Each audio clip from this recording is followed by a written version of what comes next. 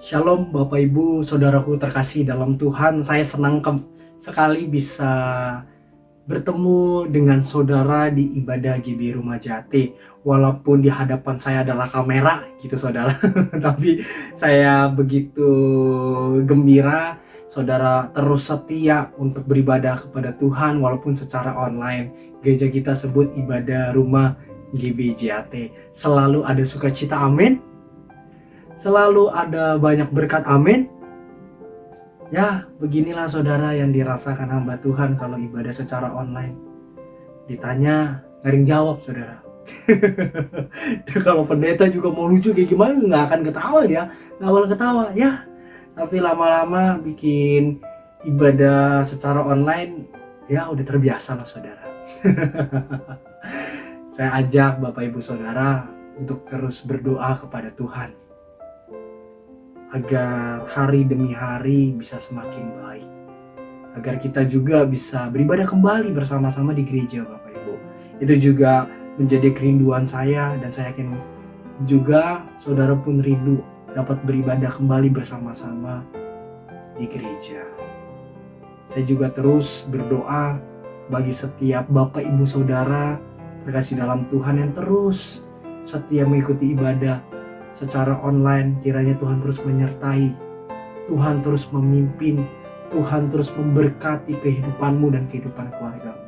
Saya yakin perlindungan penyertaan Tuhan terus sempurna bagi setiap jemaat Tuhan yang setia kepada Tuhan. Amin.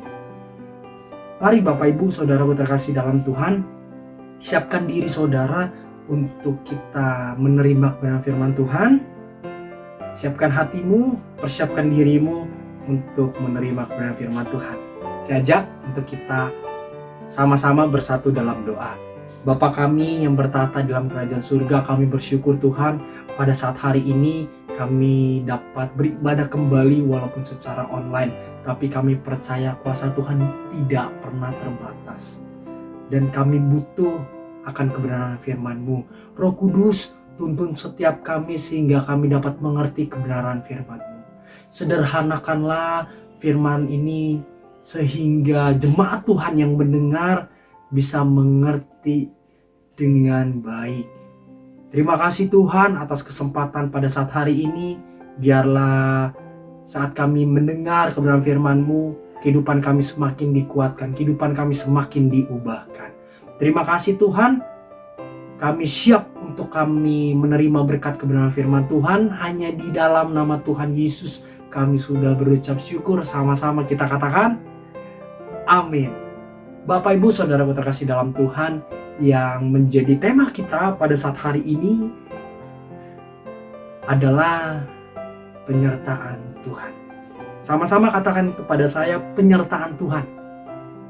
Kalau saudara pada saat hari ini menyaksikan ibadah rumah GBJAT nggak sendiri, bersama keluargamu atau bersama dengan temanmu, bilang sama kanan kirimu, Tuhan Yesus menyertai kamu. Tuhan Yesus menyertai kamu. Kalau saudara nonton sendiri, tepuk dada saudara sendiri, Tuhan Yesus menyertai aku. Haleluya Bapak Ibu Saudara. Itu menjadi tema pada minggu ini adalah penyertaan Tuhan.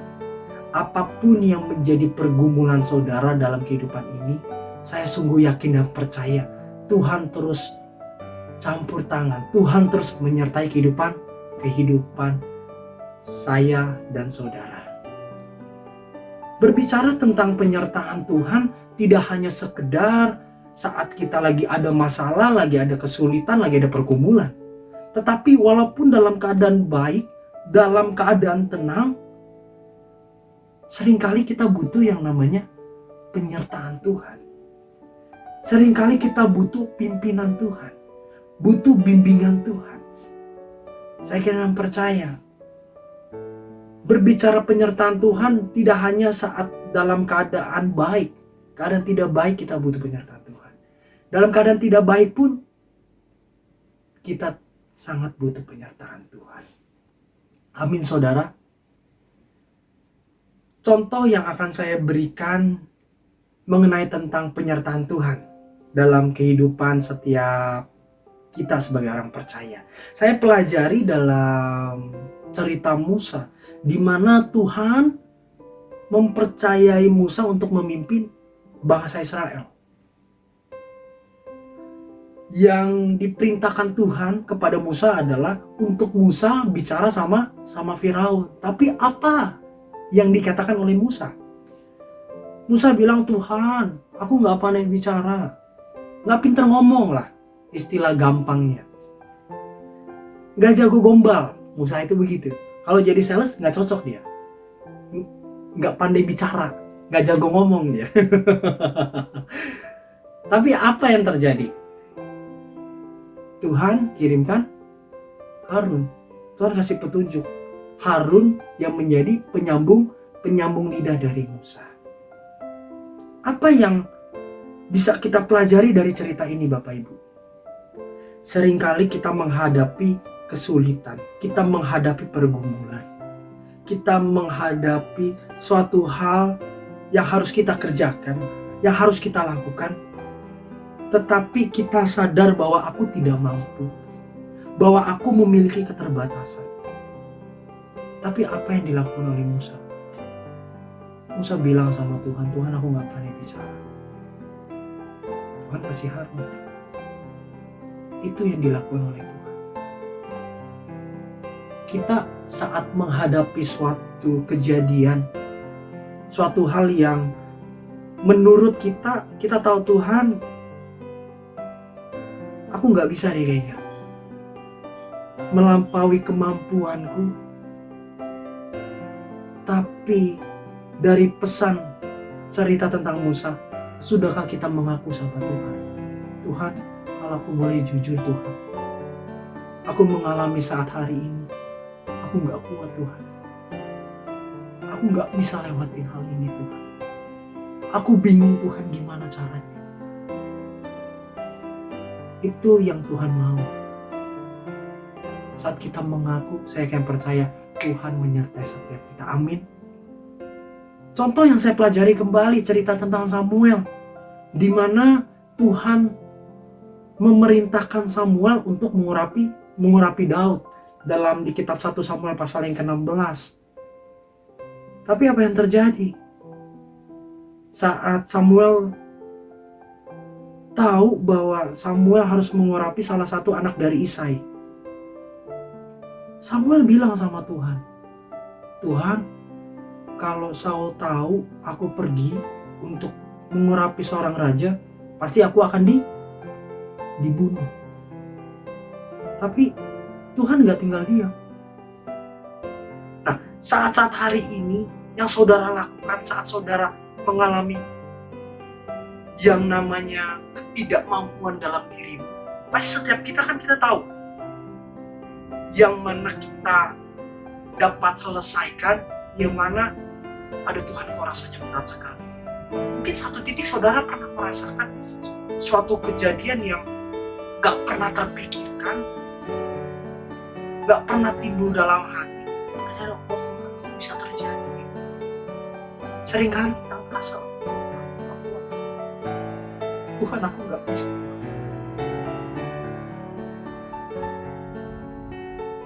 Kita lihat cerita tentang Samuel, kita lihat cerita tentang Musa. Saat dia mengakui keterbatasannya, Tuhan campur tangan, Tuhan menyertai, Tuhan pimpin. Itu yang harus kita lakukan Bapak Ibu. Nah, bagi setiap anak-anak muda saudara, kalau sampai hari ini single, udah tahun 2020, udah di bulan Juli lagi, bentar lagi tahun habis masih single.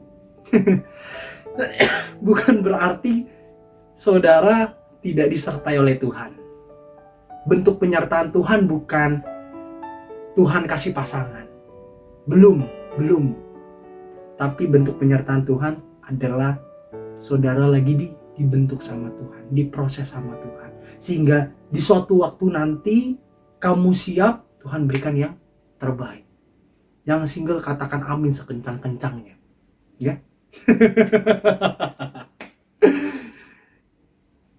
Itulah singkat cerita tentang penyertaan yang saya pelajari.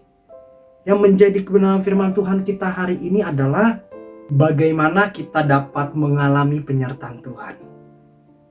Firman Tuhan yang akan sama-sama kita pelajari adalah bagaimana kita dapat mengalami penyertaan Tuhan. Di poin yang pertama yang saya pelajari adalah lakukan. Sama-sama katakan lakukan. Lakukan yang Tuhan perintahkan dalam kehidupan kita. Kita akan pelajari sama-sama cerita tentang Abraham. Kita tahu bahwa Tuhan menyuruh Abraham untuk memberikan persembahan korban bakarannya, yaitu anaknya yang tunggal adalah Ishak. Setelah Abraham tahu hal itu, apa yang dilakukan Abraham? Kita lihat sama-sama, kita buka sama-sama ke dalam firman Tuhan. Dalam kitab Kejadian pasal yang ke-22, ayat yang kedua sampai yang ketiga. Kita akan lihat sama-sama, kita simak sama-sama firman Tuhan ini. Di dalam kitab Kejadian pasal yang ke-22, ayat 2 sampai yang ketiga. Saya akan bacakan bagi Bapak Ibu Saudara. Jika dalam tampilan video ini ada, kita bisa baca sama-sama Bapak Ibu. Dalam kitab Kejadian pasal yang ke-22 ayat yang kedua sampai yang ketiga. Firman-Nya, ambillah anakmu yang tunggal itu yang engkau kasihi, yakni Ishak. Pergilah ke tanah Moria dan persembahkanlah dia di sana sebagai korban bakaran pada salah satu gunung yang akan kukatakan kepadamu. Keesokan harinya pagi-pagi bangunlah Abraham, ia memasang pelana keledainya dan memanggil 2 orang bujangnya beserta Ishak anaknya. Ia membelah juga kayu untuk korban bakaran itu, lalu berangkatlah ia dan pergi ke tempat yang dikatakan Allah kepadanya. Apa yang dilakukan Abraham? Abraham enggak langsung nanya, kenapa harus Ishak Tuhan? Enggak. Dia langsung melakukan apa yang Tuhan perintahkan. Kalau kita pelajari, kita lihat sampai ayat yang terakhirnya dalam kitab Kejadian pasal yang ke-22 ini, kita tahu bahwa Abraham tidak jadi sembelih anaknya.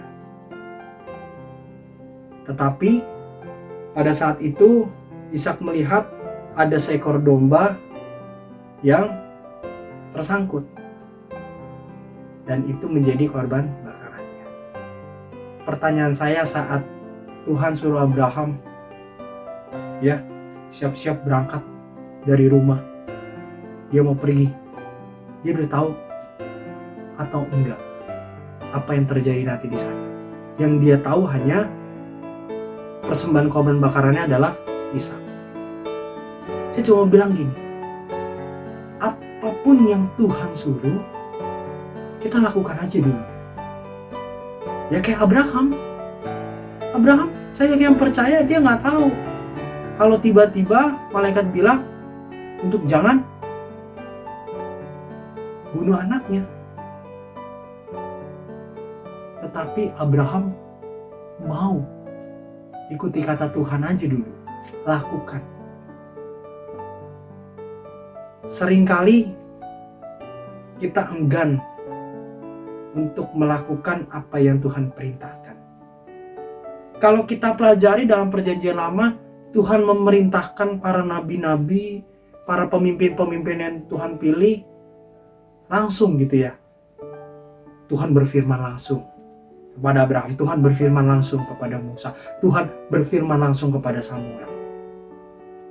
Saya kan percaya gak ada yang mustahil kita bisa dengar suara Tuhan.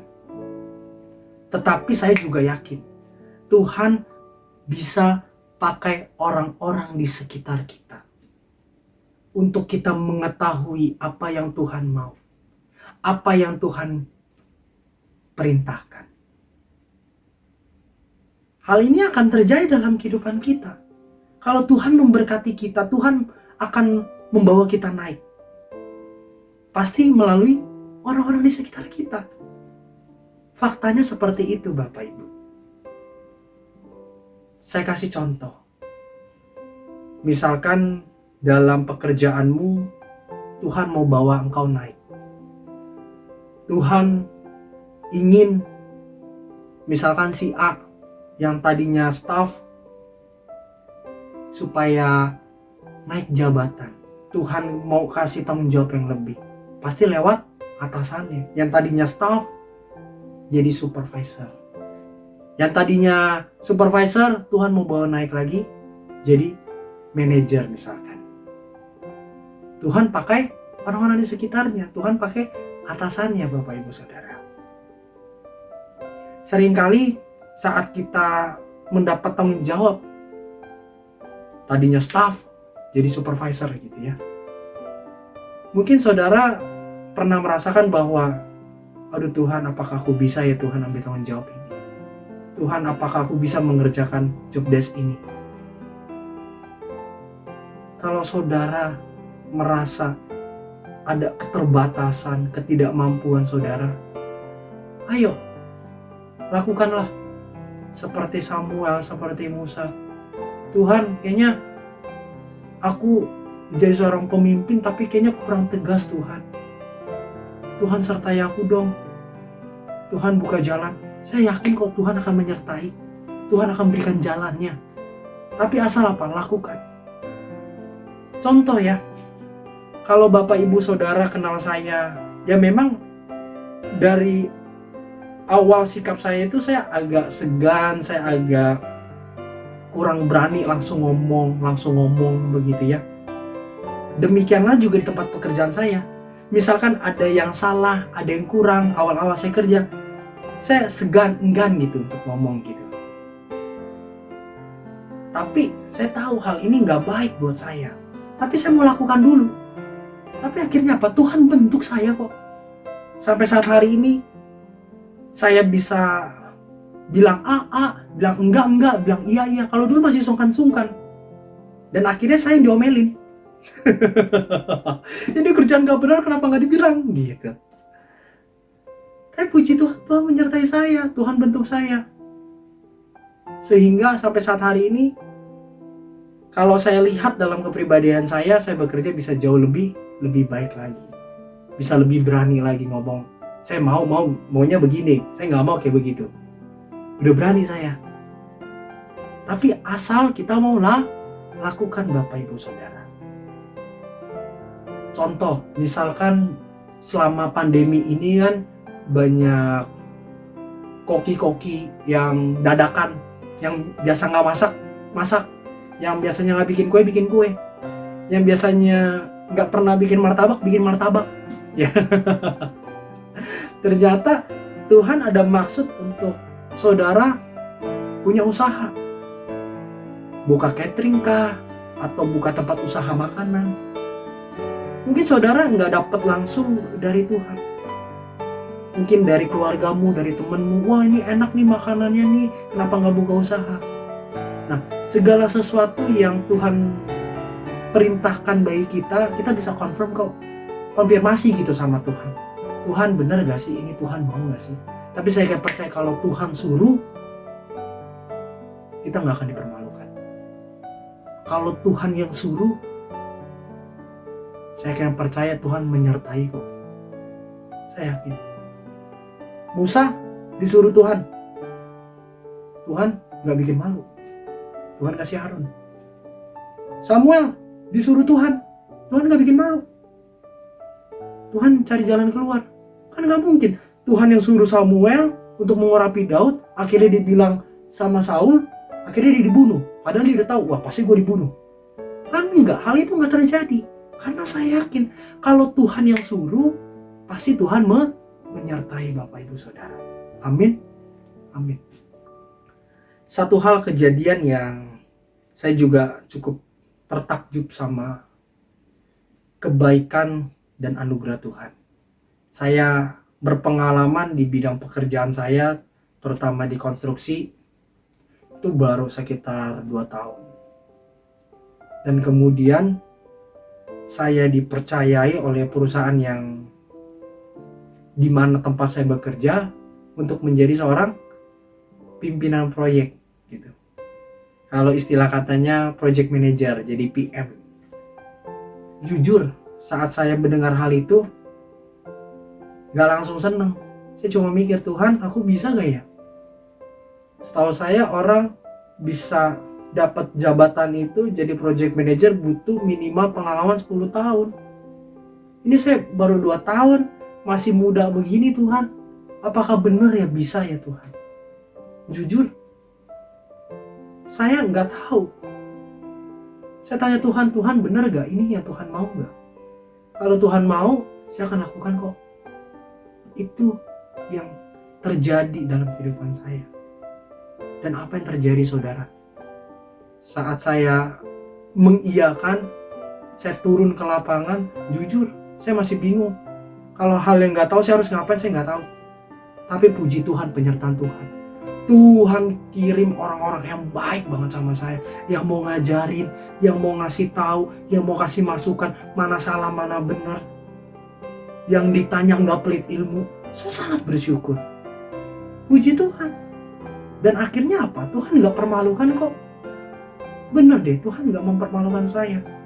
Dan akhirnya saya bisa khotbah di Jakarta hari. Kalau yang minggu-minggu lalu Cirebon, sekarang udah di Jakarta. Artinya proyeknya udah selesai. Berikutnya di poin yang kedua, sama-sama katakan kepada saya, hidup benar. Saat Adam jatuh ke dalam dosa, kemudian manusia bertambah banyak dan kejahatan pun semakin besar. Dan kemudian Allah ingin memusnahkan semua, hanya Nuh dan keluarganya tidak dimusnahkan oleh Tuhan. Kita pelajari kenapa sih kasih karunia Tuhan turun atas Nuh. Kenapa ada penyertaan Tuhan atas Nuh. Kita lihat dalam kitab Kejadian pasal yang ke-6 ayat yang ke-9. Ini adalah alasannya. Dalam kitab Kejadian pasal yang ke-6 ayat yang ke-9. Mari saudara, saya ajak kita semua untuk membaca ayat ini. Dalam kitab Kejadian pasal ke-6 ayat yang ke-9. Inilah riwayat Nuh. Nuh adalah seorang yang benar dan tidak bercela di antara orang-orang sezamannya. Dan Nuh itu hidup bergaul dengan Allah. Makanya poin yang kedua yang saya pelajari adalah bagaimana kita dapat mengalami penyertaan Tuhan. Yang kedua adalah hidup benar. Di dalam kehidupan ini, walaupun kita hidup benar, saudara jujur, saudara nggak buat curang, nggak buat jahat, tapi masih ada aja orang yang nggak suka sama kita. Malah anehnya dunia ini, kita hidup benar tapi kita tidak disukai. Saya kasih contoh deh.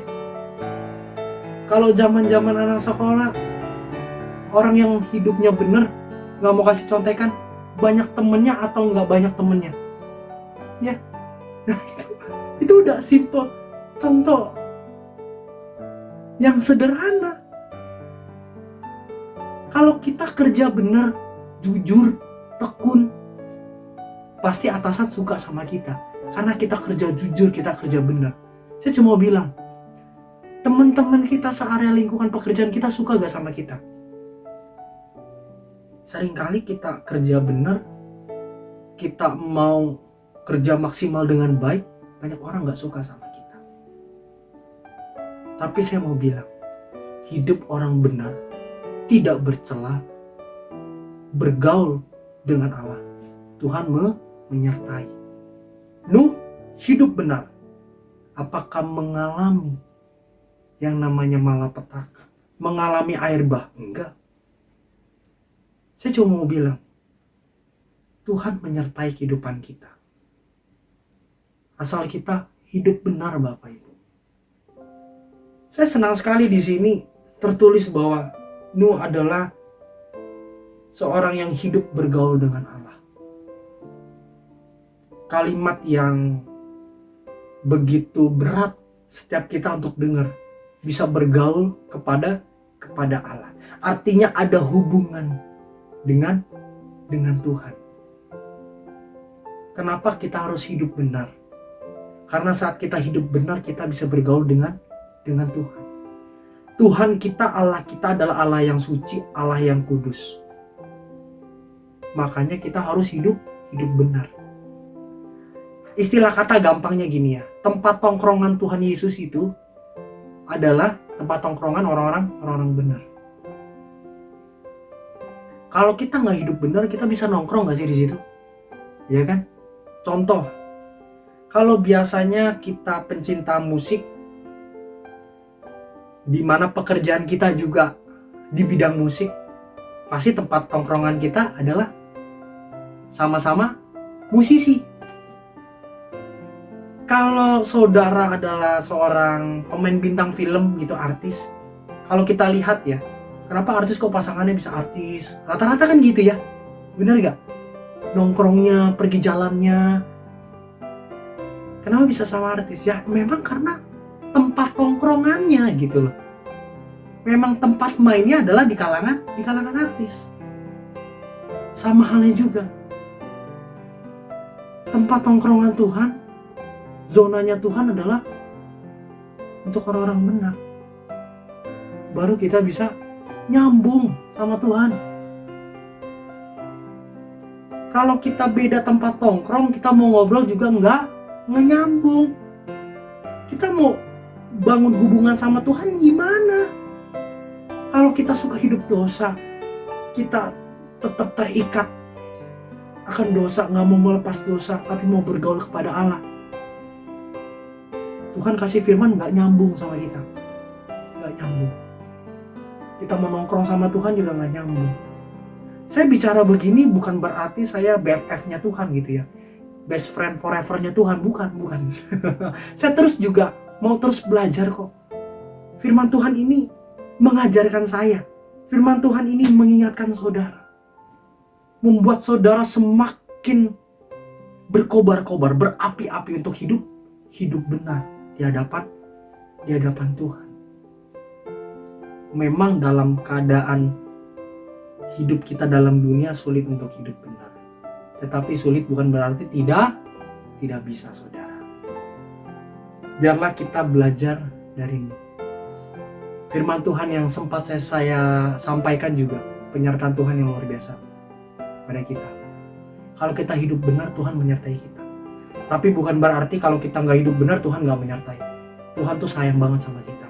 Tapi masa iya sih kita semena-mena terus hidup nggak benar terus? Mau sampai kapan karaktermu dewasa di hadapan Tuhan? Kalau boleh jujur saudara, kalau saudara hari ini terus berusaha hidup benar, kalau saya ajak saudara untuk melihat masa lalu di mana saudara belum sungguh-sungguh hidup benar, apakah penyertaan Tuhan bisa saudara rasakan begitu luar biasa? Ya, saya rasakan. Kalau kita ngotot hidup benar, penyertaan Tuhan, suara Tuhan, wah, kencang banget saudara. Kita harus benar-benar mengusahakan, memaksa diri kita untuk hidup benar di hadapan Tuhan. Sehingga kehidupan kita beda. Saya yakin kalau saudara sampai hari ini belum berkomitmen untuk hidup benar, hari ini waktunya Bapak Ibu. Bukan besok. Hari ini waktunya. Menit ini, detik ini, saudara dengar firman Tuhan ini. Saudara pastikan dirimu kejar hidup kebenaran. Hidup tidak bercela. Mau bergaul kepada Allah.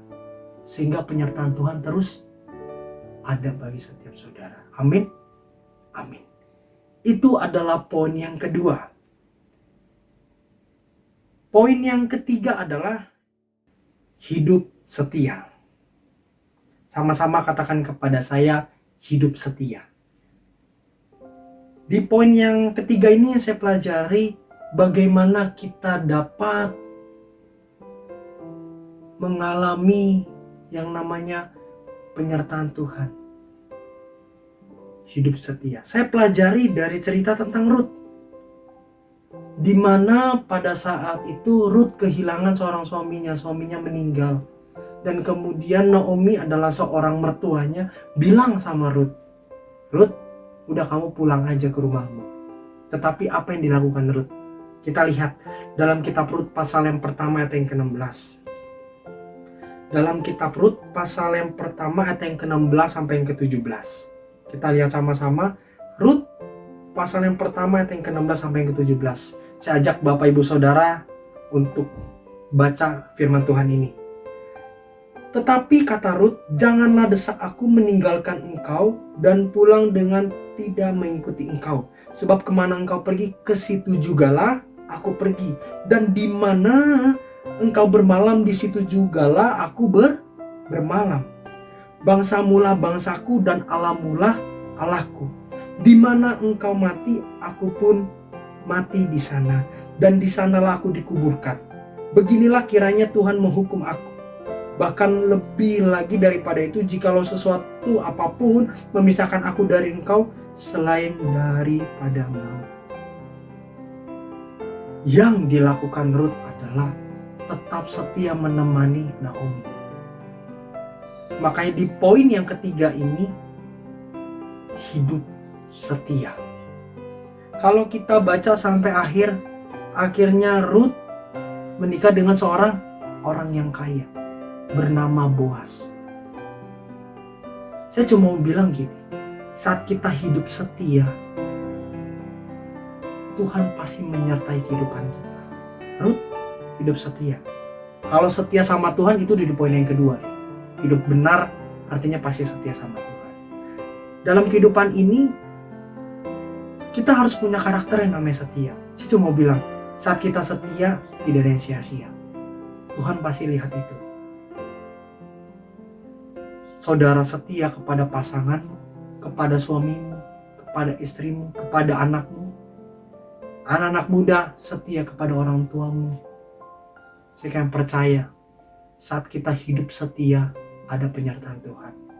Rut yang tadinya seseorang yang makan aja harus nyari jelai yang jatuh di bawah, kemudian diambil. Tapi akhirnya apa? Rut menikah dengan orang yang kaya. Tuhan menyertai kehidupan Rut sehingga berkelimpahan. Yang tadinya Rut susah, Tuhan buka jalan, Tuhan menyertai Rut karena Rut apa? Rut setia. Bercerita tentang Rut menceritakan tentang kesetiaan. Artinya saat kita setia sama Tuhan, Tuhan menyertai hidup kita. Pertanyaannya adalah, sudahkah kita hidup dalam kesetiaan? Saya ulangi kembali, saat kita hidup setia gak ada yang sia-sia. Tuhan pasti menyertai kehidupan saya dan saudara. Demikianlah firman Tuhan Bapak Ibu Saudara pada saat hari ini.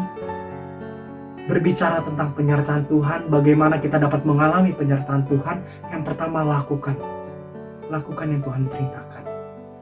Yang kedua adalah hidup benar. Hidup benar, tidak bercela, bergaul dengan Allah. Di poin yang ketiga adalah kita mau hidup setia. Kalau saudara saat hari ini bersama keluargamu, katakan sama-sama, aku akan hidup setia. Kalau saudara menyaksikan ibadah rumah GBJAT bersama pasanganmu, suami atau istrimu, sayang, aku setia. Saya yakin percaya keluarga-keluarga yang saling setia, Tuhan pasti memberkati dengan berkelimpahan.